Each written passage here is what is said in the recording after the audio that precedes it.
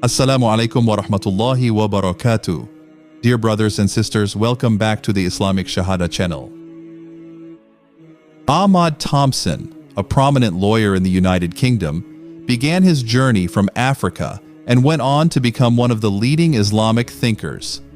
How did a man raised amidst the simplicity of African life, grappling with questions that challenged his faith, eventually find truth in Islam? Discover how this long search transformed his life and what made him hold so steadfastly to the teachings of the Quran and Sunnah. This is an inspiring story that will open our eyes and hearts. Ahmad Thomson, originally named Martin Thomson, began his life in a place far removed from the grandeur of big cities. He was born in northern Rhodesia, now known as Zambia, a country in Africa that at the time was still very remote and distant from modern civilization. Thomson received his primary and secondary education in southern Rhodesia, which is now Zimbabwe. His childhood was spent in remote areas of Africa, where access to electricity, gas, and clean water was a luxury beyond reach. Life in Africa, which was simple and harsh, shaped Thomson's worldview. From a young age, he was accustomed to living in an environment with limited resources, but this also gave him the opportunity to see the world from a different perspective. It was here that he began to question various aspects of life, religion, and the role of humans in the world. One of the questions that constantly occupied his mind was about the racial injustice he witnessed daily. Thomson, who was white, started to wonder why white and black Africans had to worship in different churches, even though they worshiped the same God. These questions continued to trouble Thomson during his teenage years. He began to question the Christian teachings he had been raised with. One of the biggest questions that always haunted him was about the divinity of Jesus. If Jesus was God, to whom did he pray? If Jesus was crucified, then who was watching over heaven and earth? These questions deepened his doubts about the church's teachings. When he reached the age of 12, Thomson began to feel that although he believed in God and Jesus, he was no longer convinced that the church was truly representing God's will. This dissatisfaction spurred him to seek truth outside the teachings he had known since childhood. In the midst of his spiritual search, Thomson began reading various books and rethinking the meaning of the life he had lived. He explored different spiritual paths, including meditation, but nothing truly satisfied his spiritual thirst. He felt calm during meditation, but it did not significantly change his lifestyle. Then one day, Thomson met Sheikh Abdul Qadir as Sufi, a prominent figure in Islamic education and the founder of the Murabatun world movement. This meeting marked a turning point in Thomson's life. Sheikh Abdul Qadir introduced him to Islam, a religion that Thomson had never before considered as a possible path in life. Sheikh Abdul Qadir spoke about Islam in a way that was different, and his words seemed to open a new pathway in Thomson's mind. He felt he had finally found the direction he had been seeking. Slowly, answers to all the questions that had burdened him began to unfold. Thomson then regularly visited the Islamic Study Center led by Sheikh Abdul Qadir and started reading The Book of Strangers, written by the Sheikh. After a long search, Thomson finally decided to end his search on August 13, 1973. On that day, he pronounced the Shahada, marking his conversion to Islam. 4 years later, Thomson performed the pilgrimage to Mecca, a spiritual journey that further strengthened his faith.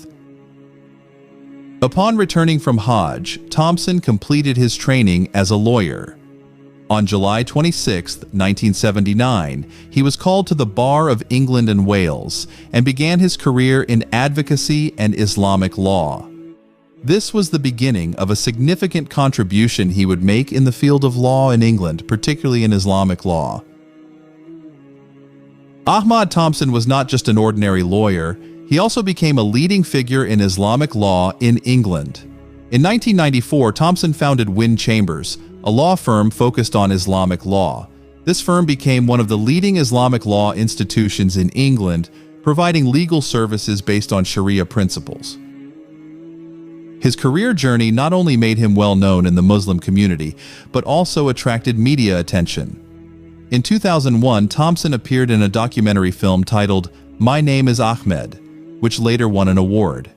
He also appeared in another documentary, Prince Nassim's Guide to Islam, which was aired on BBC Two in August 2001. After that, his face often appeared on television in various programs, especially those related to Islam. Nowadays, Thomson's days are filled with various Islamic activities. He regularly gives lectures on Islam in various parts of England. In addition, he actively writes for Al-Qala Journal and is a regular contributor to interfaith conferences held annually at the Regent's Park Mosque and the Islamic Cultural Center in England. Thomson holds a firm concept of what true Islam is. He believes that Islam is not just a matter of words, but must be manifested in daily actions. He often quotes the words of the Prophet Muhammad ﷺ, saying that the SHAHADA is an oath that is easy to pronounce, but many let it pass by. According to Thomson, since he uttered the SHAHADA, he has lived every moment of his life trying to discover the obligations and consequences that follow that testimony. This search, he says, is a process that has no end. One of the important issues that Thomson often raises is his view on terrorism and the term radical Islam. Thomson is among the billions of Muslims who do not condone terrorism. He believes that radical Islam is a contradictory term. According to him, it is impossible for someone to be a true Muslim and at the same time be a brutal terrorist. Since embracing Islam, Thomson has written several books that have become important references in Islamic studies. Some of his well-known books include The Difficult Journey and The Way Back, published in 1994, The Next World Order, also published in the same year, and the revised edition of Jesus, Prophet of Islam and Blood on the Cross, compiled in 2 volumes titled For Christ's Sake and Islam in Andalus, co-written with Muhammad Ata-ur Rahim in 1996. These books not only offer deep insights into Islam, but have also become sources of inspiration for many people seeking truth. Thomson has also written several other books, such as Dajjal the Antichrist, published in 1997, Making History, also in 1997, The Last Prophet in 2000, and Golden Days on the Open Road in 2005. Additionally, along with Abdul Haq and Aisha Bewley, he authored The Islamic Will, published in 1995, which has become an important guide in Islamic inheritance law. Ahmad Thomson's life journey is a story of search, transformation, and commitment.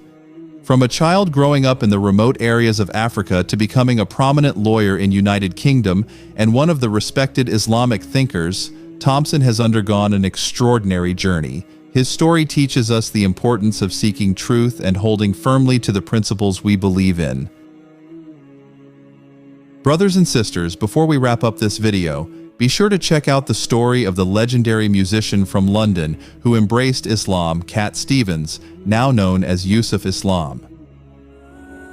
Stephen Demetra Georgiou, better known by his stage name Cat Stevens and later Yusuf Islam, is a talented musician whose life journey has garnered much attention, especially after his conversion to Islam. Born on July 21, 1948, in London, England, to a Swedish mother and a Greek Cypriot father, Yusuf Islam grew up in a rich, multicultural environment. As Cat Stevens, he reached the pinnacle of success in the music world with hit songs like Wild World and Father and Son, selling millions of albums worldwide. In 1976, a near-death experience while swimming in Malibu, California, became a turning point in his life. Facing death, he cried out to God to save him, and a sudden small wave appeared that brought him back to shore, saving his life. This experience triggered a profound spiritual search that eventually led him to Islam. After receiving a copy of the Quran from his brother, Yusuf Islam decided to embrace Islam at the end of 1977, adopting his new name the following year. This decision brought significant changes to his life, including leaving most of his music career to focus on spiritual life and charity. Although he returned to the recording studio in 2006, he remained committed to his new beliefs and often spoke about his responsibility to his fans and the need to remain authentic to himself. Reactions to his conversion varied, with some considering him a traitor, while others saw him as a source of inspiration.